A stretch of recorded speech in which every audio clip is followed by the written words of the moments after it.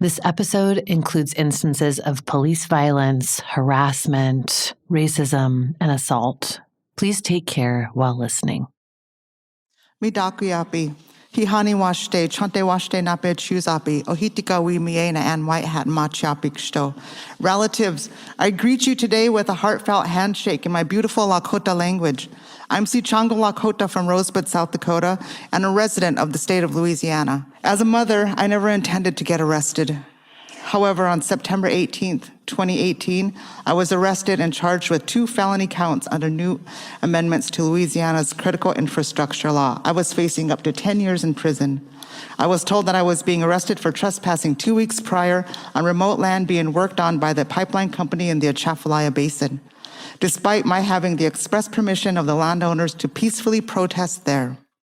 That was Ann Whitehat, testifying last year at a congressional subcommittee hearing on free speech and the legal assault on environmental activists and the First Amendment. Ann is a co-founder of L'eau est la vie, Water is Life, a South Louisiana resistance camp founded in 2017 to resist Energy Transfer's Bayou Bridge pipeline.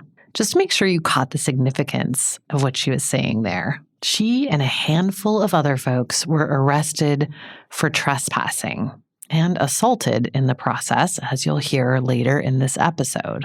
Except they had permission to be on that land, written permission from the landowners. But someone was trespassing. A Louisiana state court later ruled that it was, in fact, the pipeline company that was trespassing, yet we were the ones brutally assaulted and arrested that day, and in the weeks following by the same uniformed sheriff's deputies working privately for the pipeline company and also by pipeline workers themselves. Over a dozen of us have, for several years, had the possibility of lengthy prison sentences hanging over our heads. This is something we've seen over and over again while reporting this season. Even when a wrongful arrest or conviction is ultimately overturned, so much damage happens in the meantime, a lot of it irreparable. In Ann Whitehat's case, she was arrested at a boat ramp after leading a prayer ceremony. It was very stressful to have those charges hanging over my head for 3 years and like every day wondering if they're going to come knocking on the door to take me to jail and having to make plans for my children. The United States likes to portray itself as the land of the free, founded on an unshakable belief in the right to protest one's government. But the reality is often much different. In fact, in many states, anyone participating in the Boston Tea Party today could be arrested on felony trespassing. After all, ports are considered critical infrastructure. Paul Revere might be charged with civil or even criminal racketeering for conspiring against the British.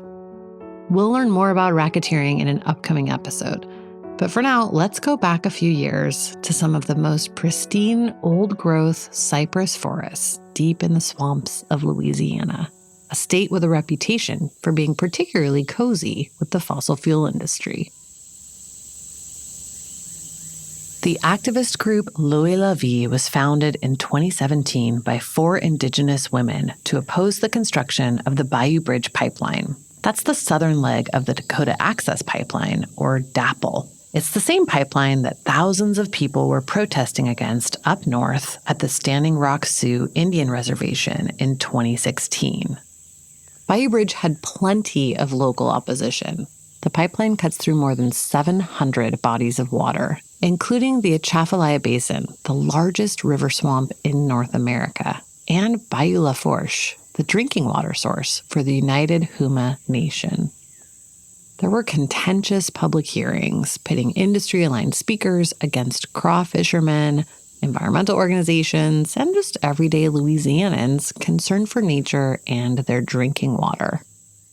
Look, when you're going into something like this and you are in an area that is hostile to people who are trying to protect the environment, it's seen as someone who's trying to stop progress or to take away jobs, it would be foolish to go straight to, any kind of direct action. Cherie Foytlin is another L'eau est la vie co-founder and an Indigenous mother of 6 who at the time lived 7 miles from the pipeline route. We went to the governor every week for months. We would all show up, all the people from these communities, all of us. We would be there every Wednesday, I think it was, and we would have a press conference. We tried to talk to the governor.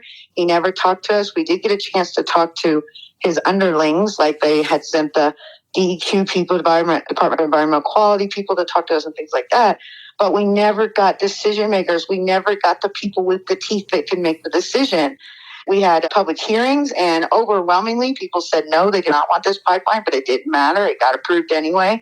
What do you do when you have exercised every bit of the channels that they tell you to go through in order to affect change in your community and find out that it is entirely a farce, that you don't have the money and the power to say that you want to protect your community or protect your water or even protect your children?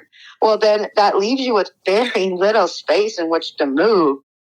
Pipeline construction began in January of 2018. And a few months later, L'Eau et la Vie water protectors engaged in nonviolent direct actions against the project. They started out just trying to block parts of the route, and in some pretty lighthearted ways.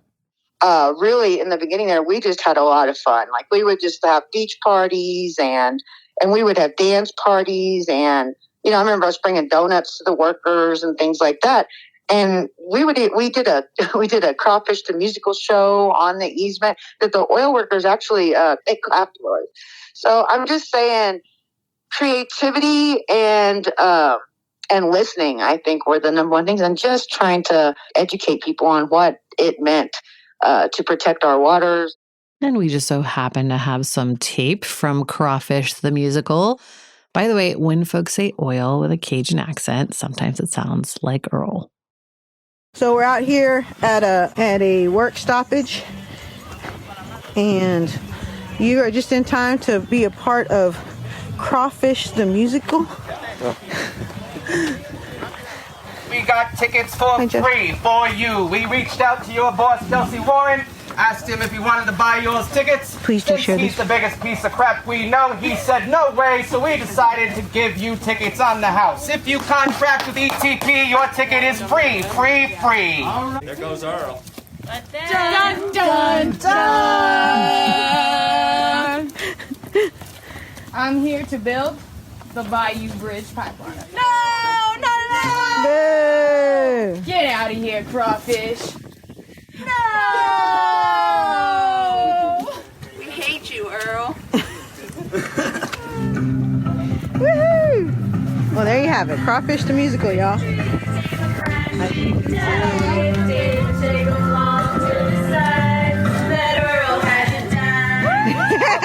As we learned from Connor Gibson in the first episode of this season, by this time, the fossil fuel industry was working hard behind the scenes to stifle this kind of opposition. With the help of the American fuel and petrochemical manufacturers, the trade group representing refineries, pipelines, and petrochemical plants, plus the American Legislative Exchange Council, or ALEC, which works to pass industry-friendly state legislation, they were successfully changing laws in several states.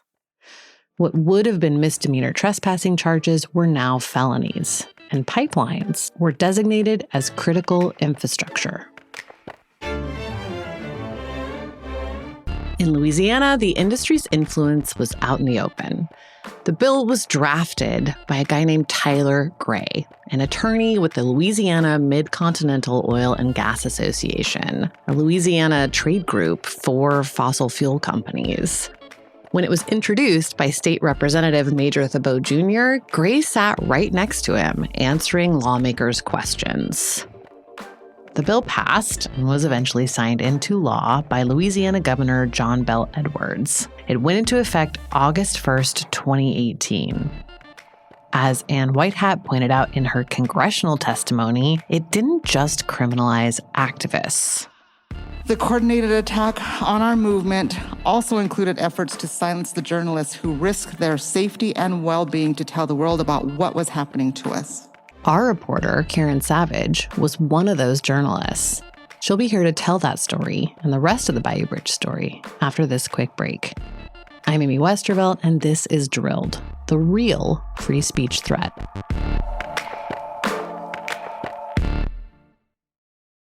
This message comes from Greenlight. Ready to start talking to your kids about financial literacy? Meet Greenlight, the debit card and money app that teaches kids and teens how to earn, save, spend wisely, and invest, with your guardrails in place. With Greenlight, you can send money to kids quickly, set up chores, automate allowance, and keep an eye on your kids' spending with real-time notifications. Join millions of parents and kids building healthy financial habits together on Greenlight. Get started risk-free at greenlight.com/Spotify. Hey, it's Ryan Reynolds here from Mint Mobile. Now, I was looking for fun ways to tell you that Mint's offer of unlimited premium wireless for $15 a month is back. So I thought it would be fun if we made $15 bills. But it turns out that's very illegal. So there goes my big idea for the commercial. Give it a try at mintmobile.com/switch. Upfront payment of $45 for 3-month plan equivalent to $15 per month required. New customer offer for first 3 months only. Speed slow after 35 gigabytes if network's busy. Taxes and fees extra. See mintmobile.com. Subtle results, still you, but with fewer lines. Botox Cosmetic, onabotulinum toxin A, is a prescription medicine used to temporarily make moderate to severe frown lines, crow's feet, and forehead lines look better in adults. Effects of Botox Cosmetic may spread hours to weeks after injection, causing serious symptoms. Alert your doctor right away as difficulty swallowing, speaking, breathing, eye problems, or muscle weakness may be a sign of a life-threatening condition. Patients with these conditions before injection are at highest risk. Don't receive Botox Cosmetic if you have a skin infection. Side effects may include allergic reactions, injection site pain, headache, eyebrow and eyelid drooping, and eyelid swelling. Allergic reactions can include rash, welts, asthma symptoms, and dizziness. Tell your doctor about medical history, muscle or nerve conditions including ALS or Lou Gehrig's disease, myasthenia gravis, or Lambert-Eaton syndrome, and medications, including botulinum toxins, as these may increase the risk of serious side effects. For full safety information, visit BotoxCosmetic.com or call 877-351-0300. See for yourself at BotoxCosmetic.com. When Karen Savage went to Louisiana to see what was happening with the Bayou Bridge pipeline protests, she was there as a reporter. But that didn't stop police and pipeline security from treating her exactly like they did the protesters. So I learned about the Bayou Bridge pipeline from Shuri Foytlin, who I'd known, before this happened. It was 2017, and I didn't get down there to start reporting until about 2018. And honestly, in the beginning, it was really fairly slow. There were some little actions, nothing hugely remarkable. Until one day in April, I was actually kind of bored. I was driving around. There was a pipeline site west of the basin that I had been told went by a historic Black church.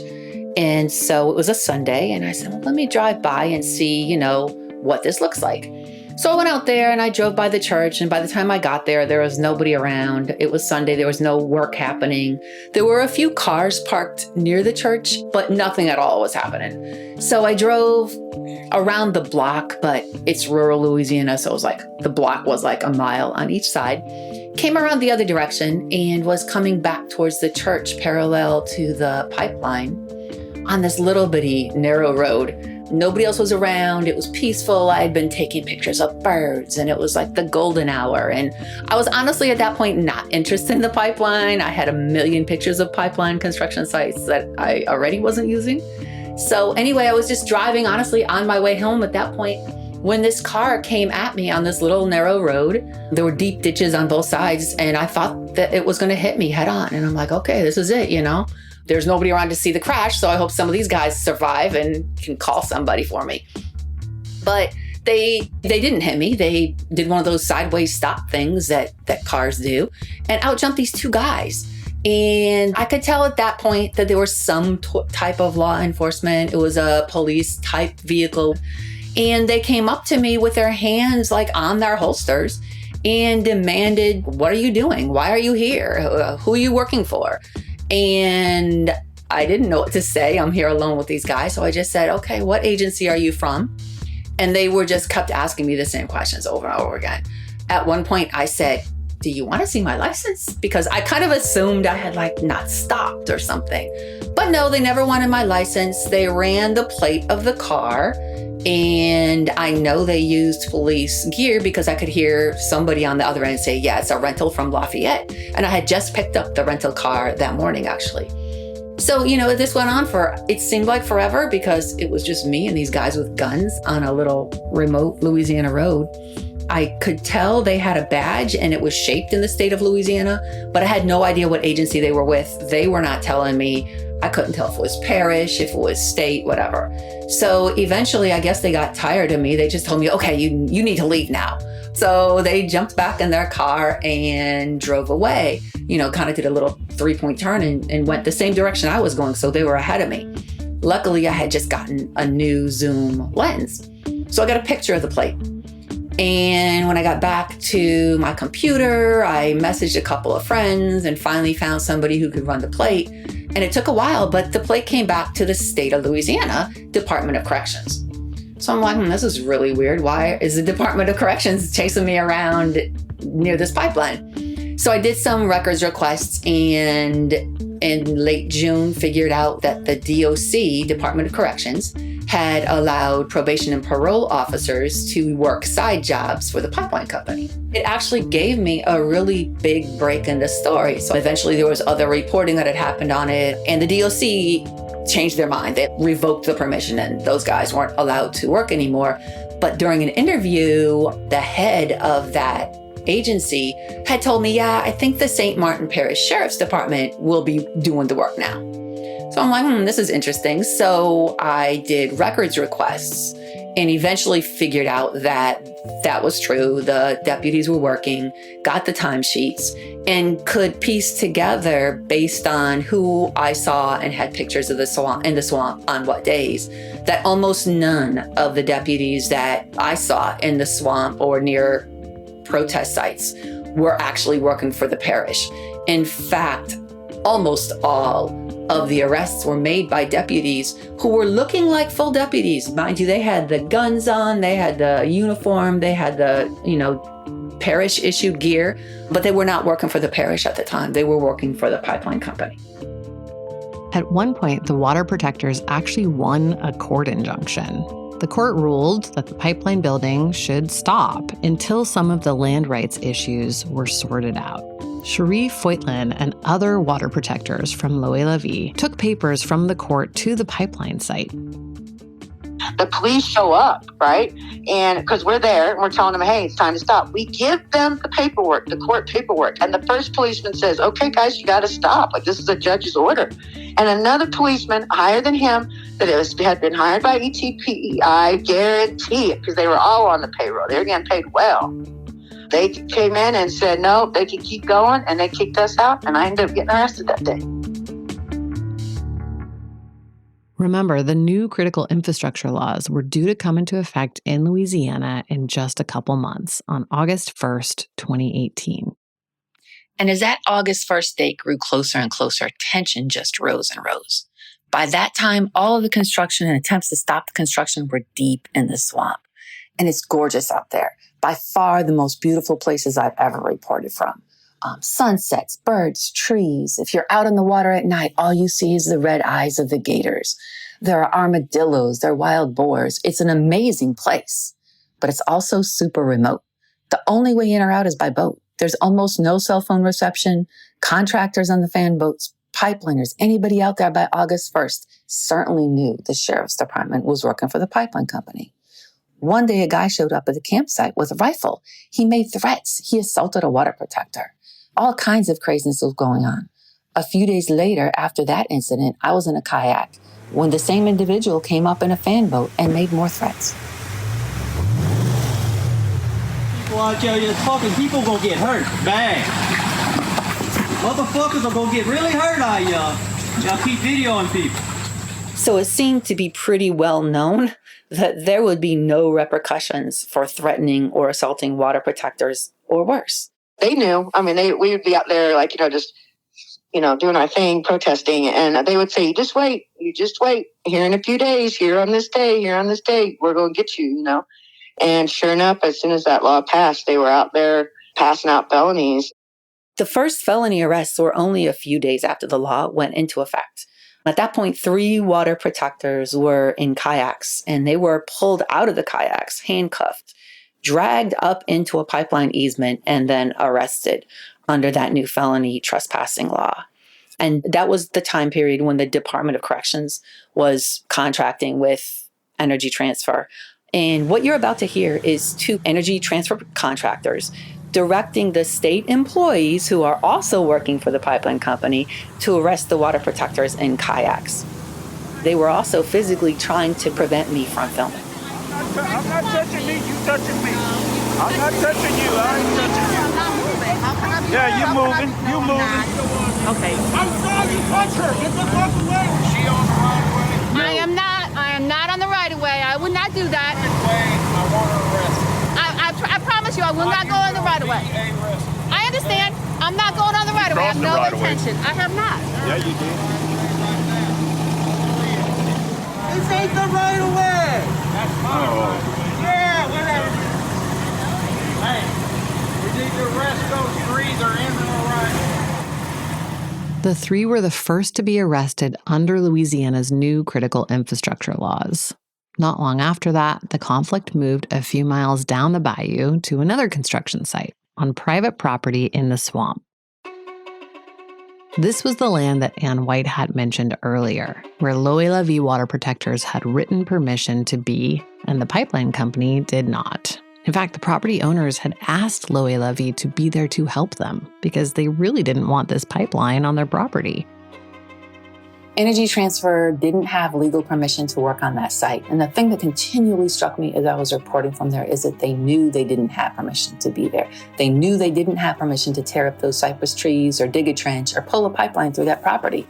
It was clear they knew. They filed an eminent domain case, and the landowners, wanting to prevent the destruction of the land, had actually filed for an injunction, a temporary restraining order to prevent the pipeline company from working. A hearing for that injunction was coming up in September. So there were many ways that Energy Transfer knew that they shouldn't be working out there, but yet they were still working. It was not like a situation where we were consistently breaking the law. We had not broken the law at that property at all because the owner had said, yes, I don't want this pipeline to come through my land. And can you help me? But the police, who were bought and paid for by these oil companies and supported by these systems, arrested us anyway. Here's how Cherie described it at the time. This was just after several people, including Karen, had been arrested on that property. Hi everybody, Cherie Foylan here. I'm out here in the HF Basin, where we have there's a tree set happening. It's on private land that ETP does not own, that they are illegally doing work on. And we are here with permission, but the St. Martin Parish police will not do anything. In fact, earlier today, myself and another person went to speak with them. We were navigated around to 3 different spots, 3 different locations, finally talked to 2 deputies. We gave them all the paperwork, everything that we had to show that ETP is not allowed to be here. By the time we got back, there was a situation where we had 4 police boats go out in front of us loaded with St. Martin Parish sheriffs. Why is St. Martin Parish criminalizing peaceful water protectors when we are the ones who are upholding the law and they are the ones supporting the criminals? I don't know, man. Feels like a mafia regime, honestly. Fighting multi-billion-dollar corporations. Something's wrong. There's no reason. And to tell you the truth, I'd rather be home right now with my kids. But I'm not, because someone has to hold them accountable.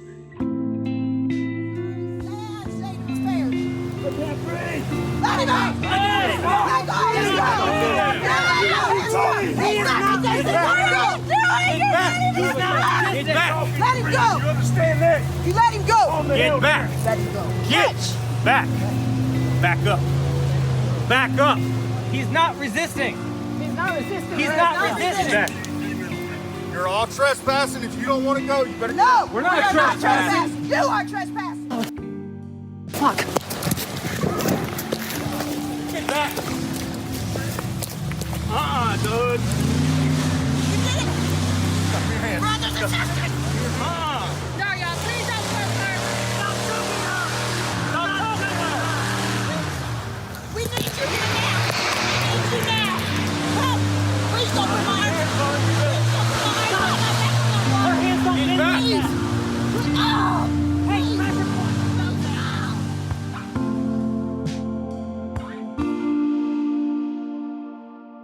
Wow, Karen, this tape is really horrifying. And I know we're only hearing a tiny snippet of it.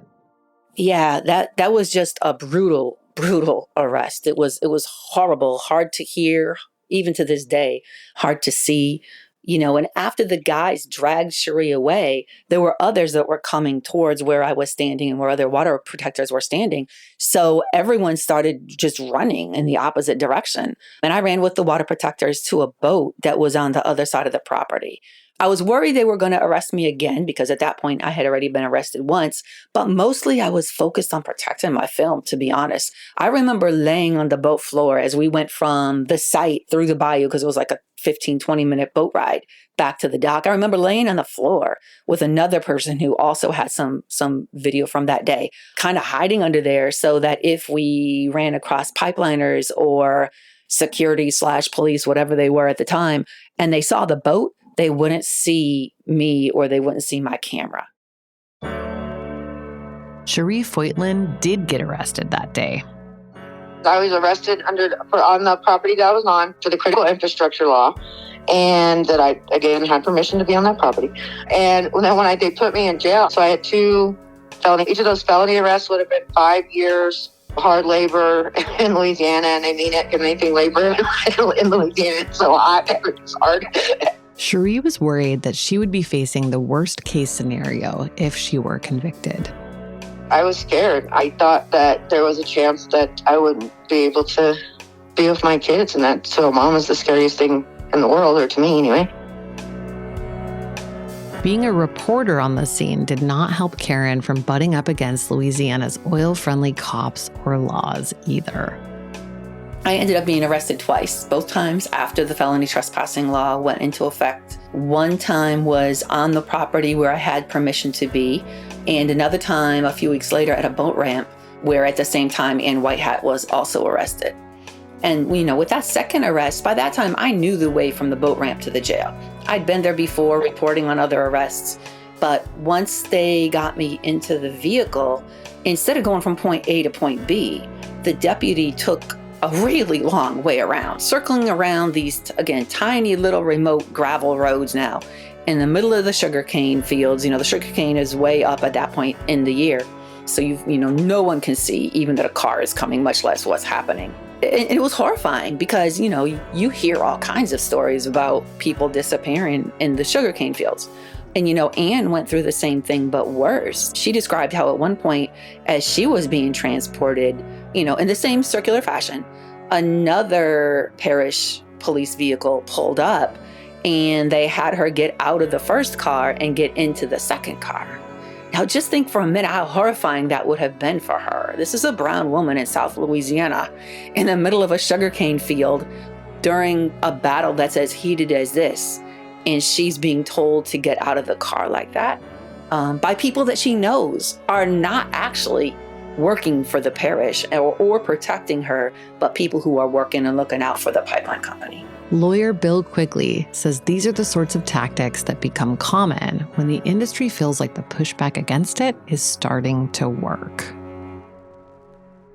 And so when the end is coming and they're desperate, they're willing to use the law as a means of punishing people for their protests, for their speech, for their activity that should be protected by the First Amendment. And they're desperate and they're billionaires. When you have desperate billionaires, they're going to do everything they can, and they don't worry about what the law says, and they don't worry that maybe a year from now or 2 years from now or 3 years from now, some judge is going to say, well, that was ridiculous and that was illegal, what you did to these people. They're interested in now, punishing people now, using the law as a tool to punish people who have a different opinion and different conduct about trying to save the human race. Right. Right. And I think we saw that in Louisiana. Remember how, there was a court date in November, but they wanted folks out of the way so they could get that work done by November. Because once the work is done, how are you going to undo it, That's absolutely right. Maybe Pam can talk a little bit more about that. Pam is Pam Spees, staff attorney at the Center for Constitutional Rights. She's worked on several cases in support of environmental protest, including various Bayou Bridge cases with Bill. So I think what you're talking about, Karen, is their flagrant trespass on some really important property in the Atchafalaya Basin, where the company just made a decision. We proved this at trial. They admitted it. They made a financial decision to ignore the law, which is already so favorable to the corporations. You know, oil pipeline companies have the power of eminent domain. They don't even have to work through the state. So the laws are already really lax and supportive of these companies. And Bayou Bridge just decided we're not even going to adhere to the limited restrictions we have. We're just going to go out there, start constructing because it's cheaper ultimately to violate the laws that apply to us than it is to adhere to them and delay things. It was a race against time. You're right. Once they got the pipeline built, our only recourse, if we had won at trial and prevented them from getting the right of expropriation after the fact, would have been, now you have to go dig it up. And no, almost no judge in Louisiana is going to order a pipeline company to do that. It is so burdensome on protesters to be hauled into court, and even in these frivolous cases, and have to deal with those for 2-3 years until they finally peter out and are dismissed. And then by then the damage is done, and these companies know that. Right. Yeah, I mean, just waiting, because they have, 4 years from the time they arrest you to go ahead and put those charges through. Just waiting and just wondering, am I going to be in a Louisiana jail doing hard labor for 5 years?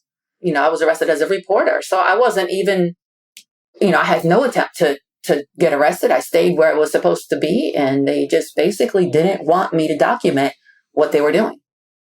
Around the world, the fossil fuel industry invests a lot of resources into building local support for its projects and encouraging hostility against its opponents. Land defenders often face threats not only from law enforcement or corporate employees, but also from community members. In South Louisiana, that's definitely the case. The oil and gas industry has not only ingrained itself in the local culture and pushed through new laws criminalizing protest, it also had local cops moonlighting as pipeline security. That's a combination of factors that made for a really dangerous situation. I had pulled into my driveway. A young woman came running up to me. Now, there's a field at the end of our road right there. And this young woman came up to me, and it was dark. And she said, "I've lost my baby. Can you help me find? I've lost my kid." And so I was like, "Yeah," and I just, went out to help. I did not recognize this person, but she did have a very South Louisiana accent. So I did have reason not to believe her. I got a little bit, maybe like a couple hundred yards out into the field, and I just got this bad feeling because I kept asking her questions. Is it a boy? Is it a girl? What am I looking for? How old? Things like that. And all of a sudden I took a step backwards because she was getting farther away and almost disappeared when I felt two hands push me down from behind. And when they pushed me, they just started hitting me. At one point, one of them was hitting me with a belt, I know, and really just kicking my ass, honestly. And then I had pulled myself a little bit more back into the light. We had a street light there, but I was out of it at that point. So I knew if I got back to the light, I'd be safer, and maybe at least someone in my area could see. It probably happened very quickly, but it felt long, if that makes sense. Mm-hmm. And by the time I made it back to the light, they had disappeared too. And I, didn't see them again. But, I had to get myself up and dust myself off. I also had children in that house, 5 of them. And I did not want to scare them. I did not want what I did to try to affect them, or as little as possible, So I kind of, dusted myself off as best I could. And I walked in the house with my head up like nothing was wrong. And my little boy said, what happened? Because I obviously had had some situation. And I was like, I just fell down, I locked all my doors and I locked all my windows. And after that, I got a camera for the around the house. And I just ate it. We were in the middle of a big struggle. In her congressional testimony, Ann Whitehat also talked about this violence against protesters, not just from police, but from some members of the public. Escalating violence has been used for centuries against people who challenge the concentration and misuse of power. This is nothing new to us. But what we experience needs to be recognized by all as a coordinated assault on a movement. Indigenous people continue to be the first responders to the worsening effects of climate crisis. Our actions are part of our commitment as caretakers of the places we live in. And there was nothing I can do. I mean, the truth of the matter is these people are bigger than me in every single way. But I wasn't going to let them intimidate me at that point. I was not. I just felt like if I buckled, if I stopped at that point, then anyone or a lot of people who are out there trying to do the same thing, which is just say no, would have to suffer the same thing because they would know it would work. So I kept going. And a few months later, I was sitting at a Sonic and I was getting drinks for my babies and I was getting ready to go home and I was kind of excited because I was going to get to spend the rest of the afternoon with them. And somebody came up behind me and somebody grabbed me from behind. I feel if it wasn't a knife that they had, then it was some kind of metal object, but I didn't really look and I was pretty terrified. So they told me that they were going to kill everyone and not me, they wouldn't kill me. They'd kill everyone in my family and everyone I loved. And then they named off a list of people that I very deeply cared about. And that was the straw that broke the camel's back. I couldn't do it. I got my kids out of there and we went somewhere else. It was for those reasons that 3 of those arrested on felony charges, Ann Whitehat, Ramon Mejia, and Karen Savage, along with a dozen other organizations and individuals, filed a lawsuit in 2019 to challenge the constitutionality of that law. Pam Spees and Bill Quigley represented them. The lawsuit was challenging the 2018 amendments that the Louisiana legislature passed, which added pipelines to the definition of critical infrastructure. And we brought this suit to challenge the constitutionality of the amendments. And one of the problems with the way these pipelines were added into the definition of critical infrastructure is that Louisiana has well over 125,000 miles of pipelines.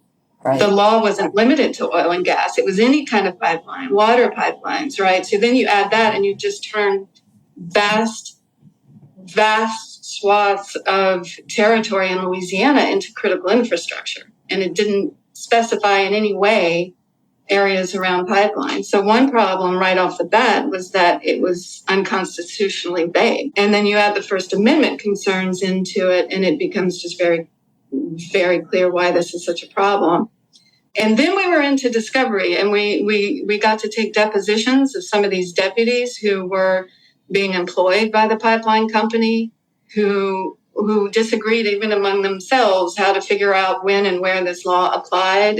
It's, and just really showed what a huge mess these amendments created. Unfortunately, the judge ruled against us. He found that he didn't think that it violated the First Amendment. And so we have filed a motion to reconsider and we're waiting on that ruling. And we're hopeful, if maybe we can change this judge's mind. If not, I think we feel we have a really strong case to make on appeal. But the case is still very much in play.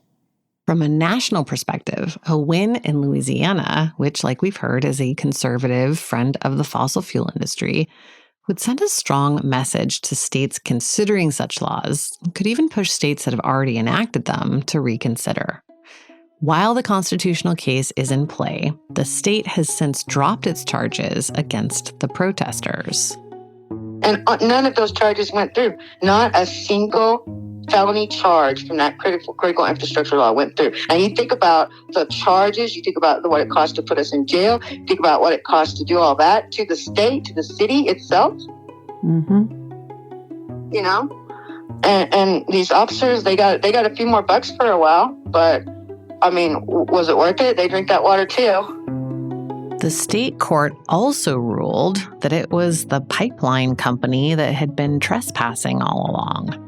This is what Loie Levy had been arguing the whole time and why the landowners had involved them in the first place. And yet, the pipeline company faced a very minor fine and no jail time, unlike the water protectors. The penalty for destroying private property for corporate gain, a whopping $450 fine. $150 for each of the landowners who filed suit. Those landowners appealed, and the higher court later upped the fine to $10,000 plus attorney's fees. For context, Energy Transfer has said the pipeline is capable of moving 480,000 barrels of oil per day. At today's oil prices, that's roughly $43.2 million worth of oil running through their land every single day. Completed in 2019, the Bayou Bridge pipeline now transports oil from the north to refineries in St. James Parish and nearby export terminals. And yep, you guessed it, those are predominantly African American communities located in what's referred to as Cancer Alley because the area is home to so many refineries and petrochemical plants. Even though the pipeline was eventually built, the way Cherie looks at it, L'Eau et la Vie was still a success.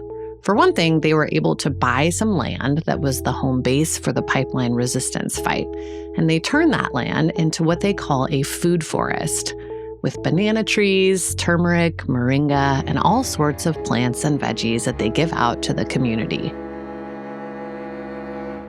So yeah, that pipeline went through. But I tell you what, we fed a lot of people. And we have that property now that's now a bayou food forest, and we're replanting after hurricanes come through. We're replanting with food trees. We had inspired many, many people to make change and to know that they can stand up, and even under great oppression and under great pushback like that there is a reason to do that. So I will never not count L'Eau et la Vie as a win. And I will never say to those people that intimidated us or had to make those laws to try to take us or whatever, that they won. Because I don't know what winning is until it's over. And it's far from over. You know? You'll remember I talked about the Crawfish the musical on the easement and how the oil workers had clapped. In case you missed that, that's Crawfish the Musical, which you heard some tape from earlier in this episode.